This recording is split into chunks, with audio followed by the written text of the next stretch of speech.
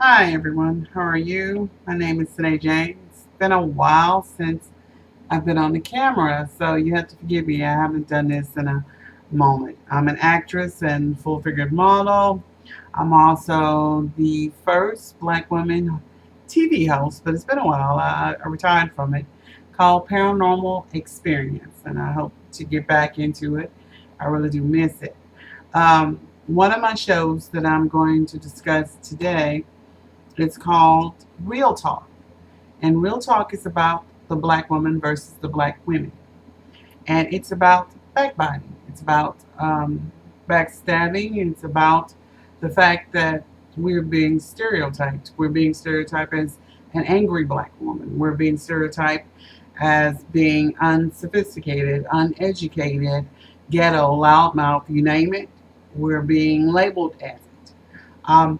You can also find me on Facebook before I move any farther as actress Senayj Jackson, or you can find me and my writings on hub pages under Senayj, Senayj, or you can also listen to us on Juice Radio blogtalk.com. Now, again, my sole purpose is to bring attention to the black woman or to people of color and their plight in America. Now, I know this goes against the creed of being an actress, full figure model, and such like that. And many people will say, how can you pick on something as strong as this? And it's because it's time for a change.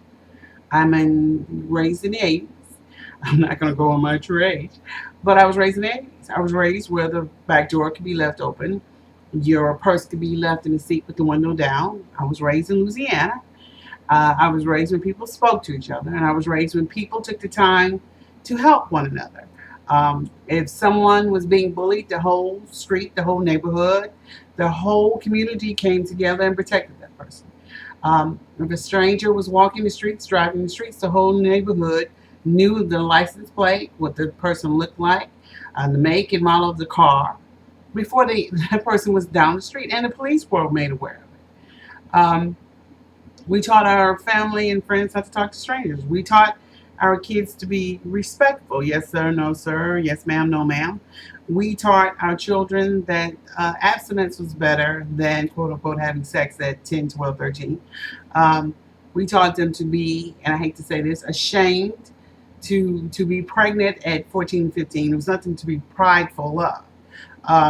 We fought against a lot of things. We taught the schools and I say we taught as in we taught each other as well as helped the school with education, making sure education was important to people of color.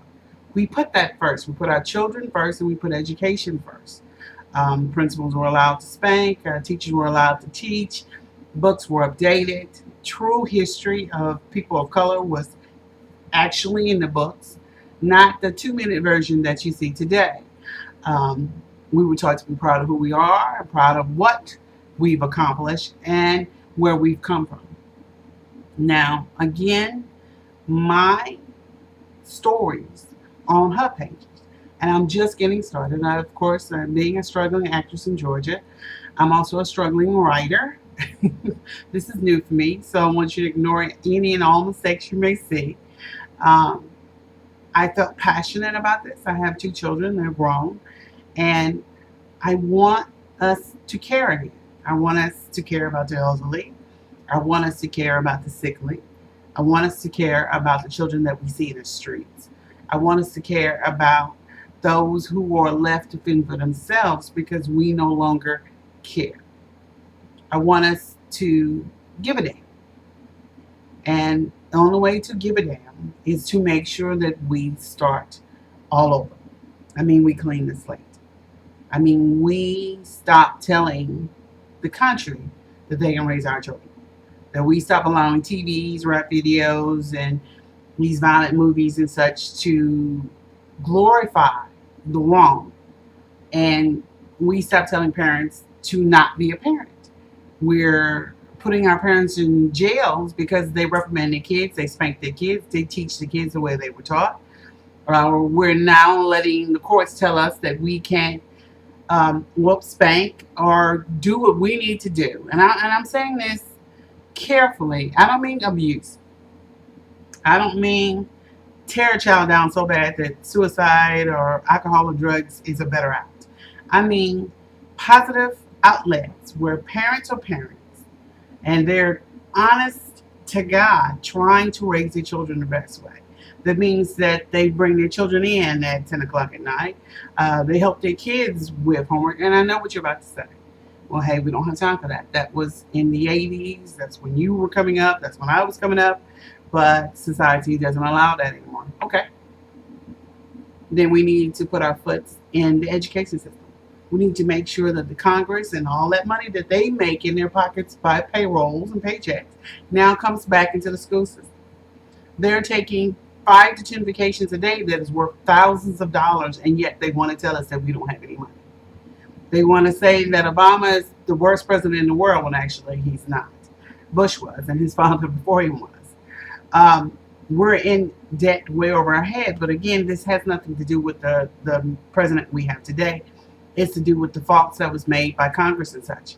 Because any and every step that we as people of color and we as a nation take forward, they, as in Republicans, they, as in Congress, they, as in the government, literally want us to take 50 steps back.